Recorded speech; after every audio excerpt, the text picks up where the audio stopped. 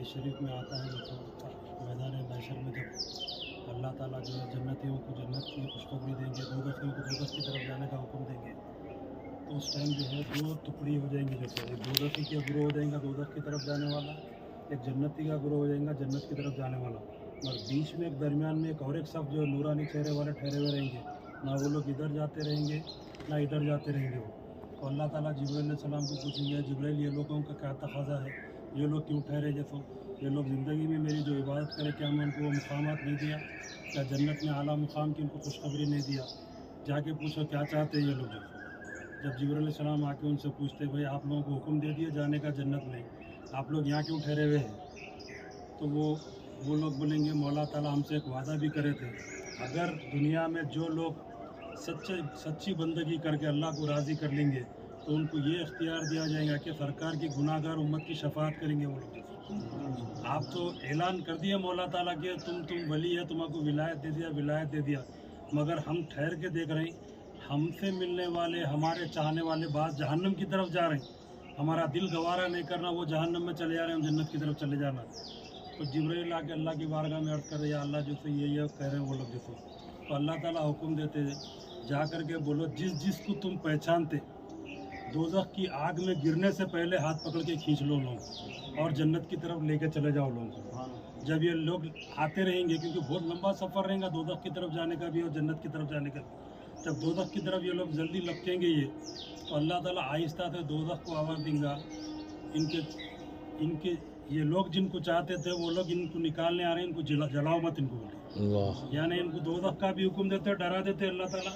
اور جو اولیاء اللہ ان کی شفاعت کے لیے جہنم کے دروازے کے قریب آئیں گے وہ جہنم کو پہلے سے اللہ حکم دے دیں گے ان کو جلانا نہیں، اگر جلائے بھی تو پیر جلانا، چہرے نہ جلانا، دیکھ کے پہچان کے نکالیں گے وہ لوگ. اولیاء اللہ یہ حدیث کی تشریح میں یہ بیان کرے کہ بزرگان دین کے پاس چاہے وہ حیات میں ہو ظاہری حیات میں، چاہے وصال کر گئے ہو، جاتے آتے رہنا. اللہ تعالیٰ کیا حکم دے رہے حدیث میں، جن کو تم پہچانتے تھے ان کو جہنم سے نکال لو. پہچان کب بنتی؟ جب جاتے آتے رہیں گے تو پہچان بنیں گی ہماری. اب جاتے نہیں، ہمارے کو تعلق ہی نہیں ہوتا، اللہ کی بہت بڑی رحمت سے محروم ہو جا رہا ہوں، بہت بڑی رحمت سے محروم ہو جا رہا ہوں. آخرت میں ایک ایک اعمال کو پریشان رہیں گا. اتنی بڑی بات جہنم میں ڈال دیا جانے والا بندہ ان کے طفیل میں بخشا جائیں گا اور ان سے یہاں پہ بے رخی کیوں جانا، کیا بات ہے اولیاء اللہ کے پاس ان کی زیارت کیوں کرنا، ان سے ملنا کہیں کو. ایک تو کیا ہے ان کا قرب اللہ تعالیٰ کی ذات کا مزہ دیتی زندگی میں بھی، آخرت میں اگر تم کچھ قابل نہیں بن سکے تو ان کی شفاعت تو نصیب ہو جائیں گی. دوہرا فائدہ ہے، دنیا میں بھی جیسے صحبت ہے، اللہ اور رسول کی گرمی کی قربت ملتے رہتی ہے اس کو. اور دوسری چیز اگر انہیں کامیاب نہیں بھی ہو سکا زندگی میں تو ان سے تعلق کی بنا پہ بخشا تو جائیں گا ضرور جو تم. تو اسی لیے بزرگان دین فرمایا جو ہے اولیاء اللہ سے چاہے وہ وصال کر گئے ہو، چاہے وہ ظاہری حیات میں تم جن کو مانتے ہیں اللہ کے ولی، جن کو اللہ والا تم مانتے ہو، ان سے ملتے جھلتے رہنا، ان کے پاس جاتے آتے رہنا تو تعلق بنتا، پہچان بڑھتی. ایک روڈ پہ جانے والے کو میں پہچانتا ہوں، اللہ تعالیٰ میں کو میدان محشر میں بولیں گے تو میں اس کو پہچانتے نہیں تو کہیں کو پہچاننے والے کو نکالو بول رہے ہیں اللہ تعالیٰ. تو تعلق بنا تو ہی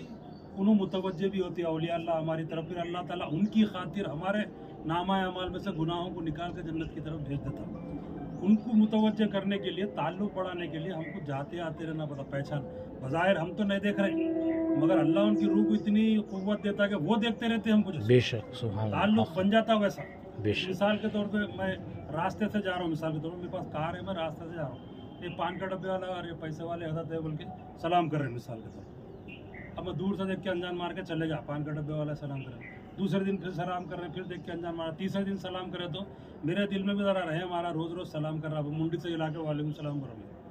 پھر چوتھے دن پانچویں دن پھر زبان سے وعلیکم السلام، پھر اس کے بعد ہاتھ بتا کے خیریت بول کے جا رہا ہوں. میں یہ تعلق بن رہا، روز آنے سے تعلق بن رہا. اب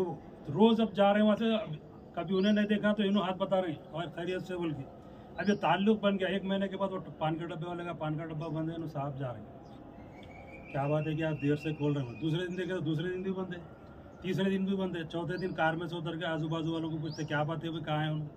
ایسی فکر ہوتی ہے اولیاء اللہ کو جیسے سرکار کی امت سے، جیسے جب نہیں دکھتا انہیں رہے میرے سے ملنے جلنے والے تھے، اللہ ہم سے وعدہ کرا تھا، تو اللہ تعالیٰ کو بولیں گے مولا کیا مجھ سے پہلے جنت نے بھیج دیے یا وہ لوگوں کو دوزخ کی طرف روانہ کر دیا آپ، تو نہیں اس کے اعمال ایسے تھے دوزخ کی طرف چلے گیا تو اتر کے جو تو وہاں سے نکل کر کے جائیں گے. جیسے نہیں مولا جب تک تیری جنت میں ہم قدم نہیں رکھیں گے جب تک یہ میرے تعلق والے